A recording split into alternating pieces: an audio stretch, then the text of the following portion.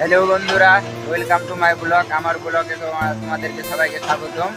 আমি ধরো যে কোম্পানিটা কাম করি ওটি হলো ধরো এই কোম্পানি ইডি, ওই কোম্পানিটা।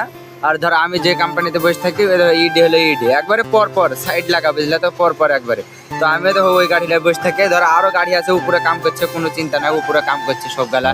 তো ধরো যে কথাটা হলো, আমি এই কোম্পানিতে কাম করেছি, এখানকার অপারেটারে আমাকে গাড়ি চালাতে দেয় না, বুঝলে তো, চালাতে দেয় না। আর এই কোম্পানিতে এই গাড়ি গালানে যত আরো ওদিকে আছে গাড়ি, এই গাড়ি গালানে চালাতে দেয় আমাকে। অপারেটারে ডাকি নিয়ে যায়, দুসরা অপারেটারে ডাকি নিয়ে যায়, বসার লিগে চালাই নিয়ে লেগে, যে আয় তোকে চালাতে দেবো, কোনো ব্যাপার না। তো এই হারে আবার কোম্পানির সুপারভাইজারে কি বলছে জানো তো, যে বলছে যে আমার গাড়িতে গিরিশ মারিস নি তো, কিছু করিস নি তো, তাহলে তোকে চালাতে দেবো কেন, তা বলছে। তো কথাটা ঠিকই, যে আমার গাড়িতে গিরিশ মারিনি, কিছু করিনি তো, তাহলে আমাকে চালাতে দিবে কেন। তো ঠিক আছে, তাহলে আমি বললাম যে তাহলে আমি মারি দেবো গিরিশ, কোনো ব্যাপার নাই, গিরিশ মারবো তো পয়সা দিবে, কোনো ব্যাপার নাই, গিরিশ মার দিলে পয়সা দিবে।